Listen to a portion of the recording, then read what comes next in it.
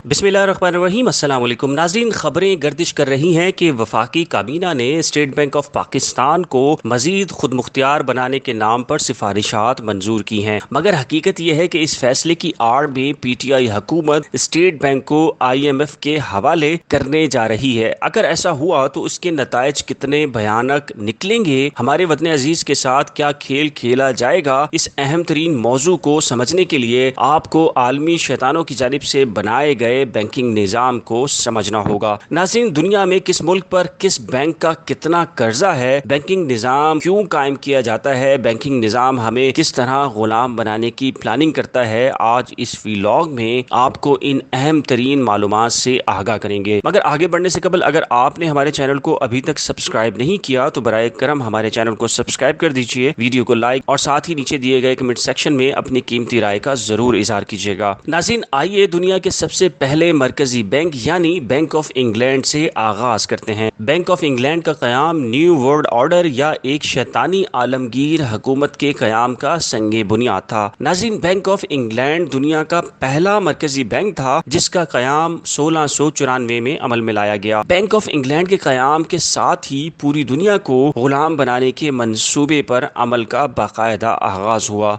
नाज़रीन, bank of England के कयाम के लिए आलमी साजिशकारों ने वही कुछ किया जो एक बनाना स्टेट को काबू में करने के लिए किया जाता है, यानी सबसे पहले इन साजिशकारों ने अपने कठपुतली गुलामों को बरसरे इक्तदार लाने के लिए सरमायाकारी की। जब उनके ये कठपुतली गुलाम हुकूमत में आ गए तो कर्ज देने का खेल शुरू हुआ। इब्तिदा में कर्ज फराहम करने वालों का रवैया मोतबाना और गुलामाना होता था। जैसे जैसे सल्तनत बरतानिया कर्ज की दलदल में फंसती चली गई, वैसे वैसे कर्ज फराहम करने वालों का रवैया भी बदलता गया और कुछ अरसे बाद ही वो असल हुक्मरानों का दर्जा अख्तियार कर चुके थे। अब उनके हुक्म पर बरतानिया की फौजें दूसरे ममालिक पर हमला आवर हुआ करती थीं और अखराजात भी उन कर्जों से ही वसूल किए जाते थे। नाज़रीन, फिर सूद की अदायगी के लिए इन्हीं कर्ज फराहम करने वाले अफराद के हुक्म पर रोज बरतानवी अवाम पर एक नया टैक्स लगाया जा रहा था। जैसे जैसे ममालिक फतह होते गए, मरकजी बैंक भी कायम होते चले गए। बैंक ऑफ इंग्लैंड के कयाम के बाद इन आलमी साजिशकारों का दूसरा बड़ा संगे मील federal reserve bank of America का कयाम था। बैंकारी निजाम के जरिए पूरी दुनिया को गुलाम बनाने का अमल पहली जंग अजीम के खात्मे के बाद बैंक ऑफ इंटरनेशनल सेटलमेंट का कयाम था। मोहतरम नाज़रीन, कर्ज देने का अमल इतना जबरदस्त और मुनज़्ज़म है कि इसका अंदाजा इससे लगाया जा सकता है कि 1654 में बैंक ऑफ इंग्लैंड के कयाम के वक्त बरतानिया को दिया जाने वाला इब्तदाई कर्जा 12.5 लाख स्टेरलिंग पाउंड का था, जो आइंदा 4 वर्षों में बढ़कर 1.60 करोड़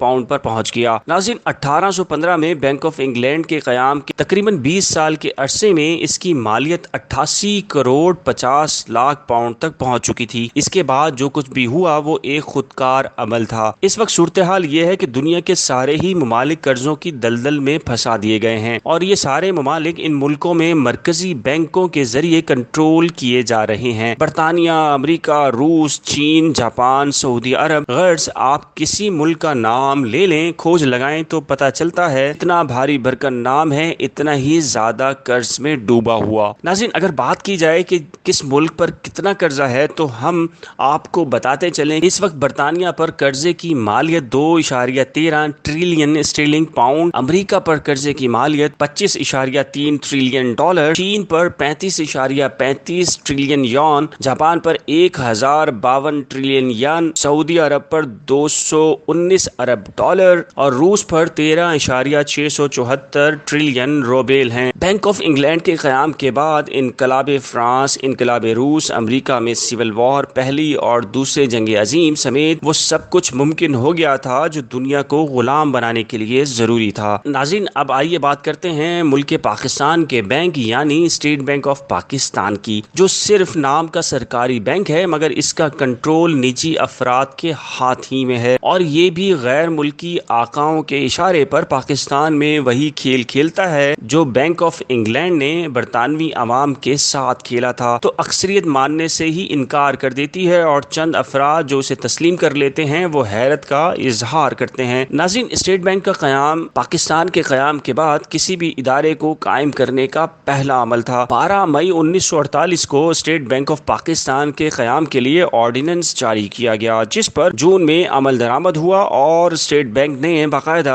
काम 1 जुलाई 1948 से शुरू किया। क़याम पाकिस्तान से कबल अंग्रेजों ने इस मकसद के लिए रिजर्व बैंक ऑफ इंडिया कायम किया हुआ था। भारत का मरकजी बैंक अब भी रिजर्व बैंक ऑफ इंडिया ही है। नाज़रीन, स्टेट बैंक के क़याम से कबल रिजर्व बैंक ऑफ इंडिया ही पाकिस्तान के मरकजी बैंक के फराइज सरअंजाम देता रहा। ताहम पाकिस्तान ने अपने सरकारी अमूर की जिम्मेदारी इंपैरल बैंक के सपुर्द की हुई थी। क़याम के बाद स्टेट बैंक ने रिजर्व बैंक ऑफ इंडिया की जगह ले ली, जबकि नेशनल बैंक ऑफ पाकिस्तान ने इंपैरल बैंक की जगह रियासती टैक्स की वसूली और दीगर की अंजामदही शुरू कर दी। स्टेट बैंक का उर्दू तर्जुमा रियासती बैंक ही बनता है और इससे तासुर भी यही मिलता है कि ये निजी शोबे में कायम होने के बजाय एक मुकम्मल सरकारी बैंक ही होगा। नाज़रीन, स्टेट बैंक क्योंकि सरकारी बैंक नहीं है, इसके बारे में तहलका खेज इंकशाफात पर मबनी तफसीलात अगले वीलॉग में बयान करेंगे। नाज़रीन, स्टेट बैंक का उर्दू तर्जुमा रियासती बैंक ही है और इससे तासुर भी यही मिलता है कि ये निजी शोबे में कायम होने के बजाय